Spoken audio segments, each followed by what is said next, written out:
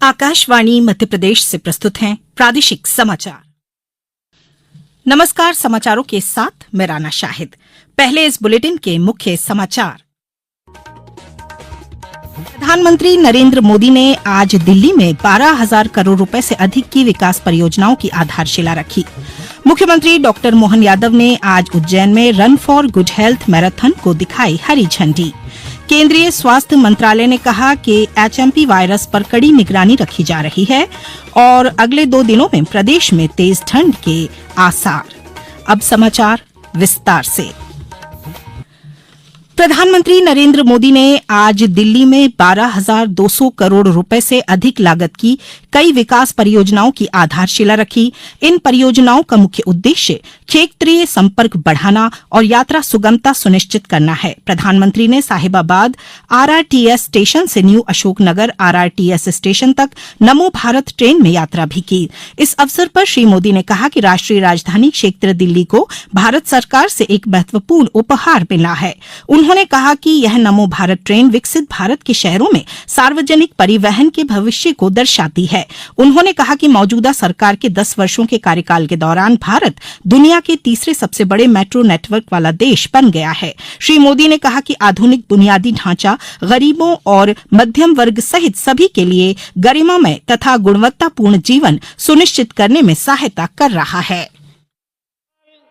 भारत को विकसित राष्ट्र बनते हुए देखेंगे, हम उसके भागीदार होंगे। ये भारत को आधुनिकता के एक नए दौर से गुजरते हुए देखेंगे। विकसित भारत के इस सफर का एक बहुत बड़ा पड़ाव जल्द ही आने वाला है, जब भारत दुनिया की तीसरी बड़ी आर्थिक ताकत बनेगा। इस गौरवशाली यात्रा में देश की राजधानी हमारी दिल्ली का कदम से कदम मिलाकर चलना बहुत जरूरी है। प्रधानमंत्री ने आज रोहिणी में केंद्रीय आयुर्वेद अनुसंधान संस्थान के लिए नए आधुनिक भवन की आधारशिला भी रखी। इस पर लगभग 185 करोड़ रुपए की लागत आएगी। यह संस्थान आधुनिक स्वास्थ्य सेवाएं और चिकित्सा ढांचा उपलब्ध कराएगा।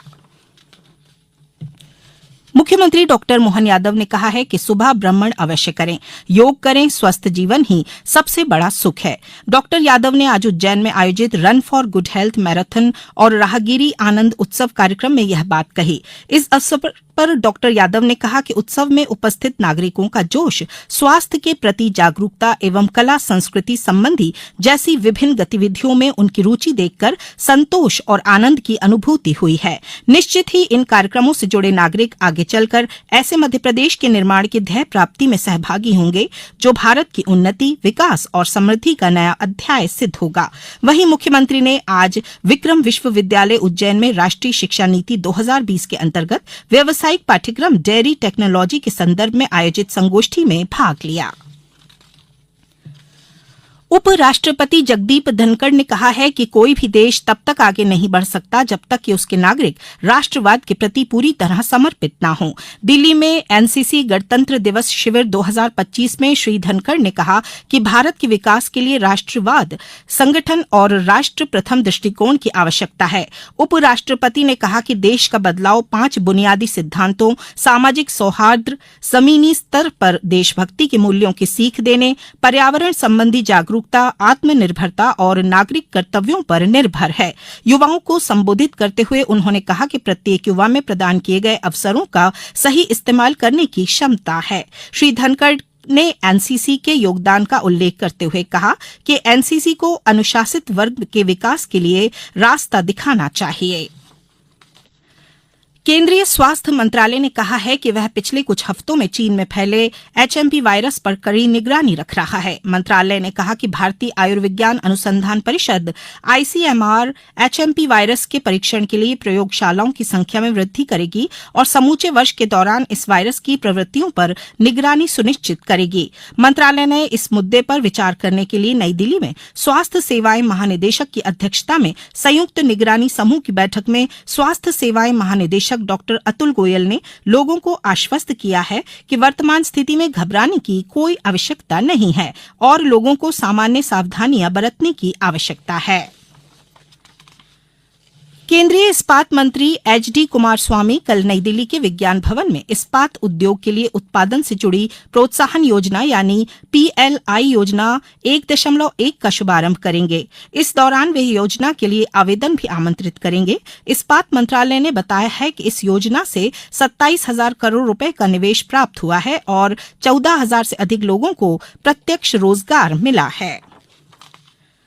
प्रदेश में तेज ठंड का एक और दौर 7 जनवरी से शुरू होगा। प्रदेश के उत्तर पश्चिमी हिस्से में एक सिस्टम एक्टिव हुआ है जिसका असर 2 दिन बाद दिखेगा। मौसम विभाग के मुताबिक वेस्टर्न डिस्टर्बेंस की एक्टिविटी से उत्तर से बर्फीली हवाएं चलेंगी। यह ठंड का असर बढ़ाएंगी जिससे दिन रात दोनों के तापमान में गिरावट होगी।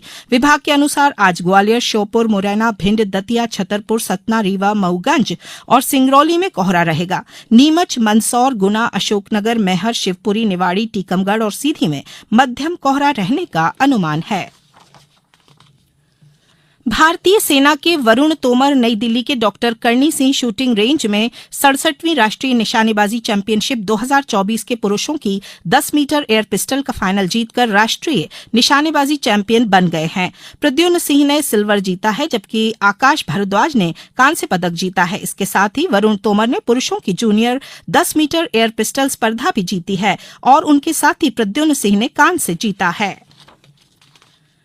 सिडनी में ऑस्ट्रेलिया ने 5वें और अंतिम क्रिकेट टेस्ट मैच में भारत को 6 विकेट से हराकर बॉर्डर गावस्कर ट्रॉफी 3-1 से जीत ली है। आज तीसरे दिन ऑस्ट्रेलिया ने जीत के लिए 162 रन का लक्ष्य 4 विकेट खोकर हासिल कर लिया। इस जीत के साथ ही ऑस्ट्रेलिया की टीम आईसीसी विश्व टेस्ट चैंपियनशिप 2023-25 के लिए क्वालीफाई कर गई है।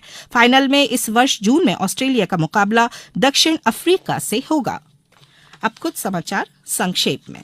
गुना कलेक्टर डॉक्टर सत्येंद्र सिंह के निर्देशन में आज जिले के 4 अलग-अलग स्थानों पर अवैध उत्खनन पर सख्त कार्रवाई की गई। कलेक्टर ने लोगों से अवैध उत्खनन की सूचना को प्रशासन तक पहुंचाने की अपील भी की। खंडवा में भारत निर्वाचन आयोग द्वारा जारी कार्यक्रम अनुसार फोटो निर्वाचक नामावली की विशेष संक्षिप्त पुनरीक्षण 2025 अंतर्गत मतदाता सूची का अंतिम प्रकाशन कल किया जाएगा। बीजेपी विधायक रमाकांत भार्गव अपनी उपचुनाव में जीत के बाद आभार व्यक्त करने बुधनी के 3 आदिवासी बाहुल्य गांव में आभार प्रकट करने पहुंचे। उन्होंने ग्राम मोगरा खेड़ा में नवनिर्मित स्वास्थ्य केंद्र का उद्घाटन भी किया। देवास जिले को शिक्षा के क्षेत्र में विशिष्ट कार्य के लिए नेक्सस ऑफ गुड अवार्ड मिला है। यह अवार्ड जिले के शासकीय विद्यालयों में अध्ययनरत विद्यार्थियों के लिए निःशुल्क संचालित कोडिंग फॉर एवरीवन अभियान के लिए दिया गया है। छतरपुर जिले में मुख्यमंत्री जन कल्याण अभियान के तहत आमजन को शासकीय योजनाओं एवं सेवाओं का लाभ दिया जा रहा है। जिले में अभी तक 800 से ज्यादा शिविर आयोजित किए गए हैं। अंत में मुख्य समाचार एक बार फिर। प्रधानमंत्री नरेंद्र मोदी ने आज दिल्ली में 12,000 करोड़ रुपए से अधिक की विकास परियोजना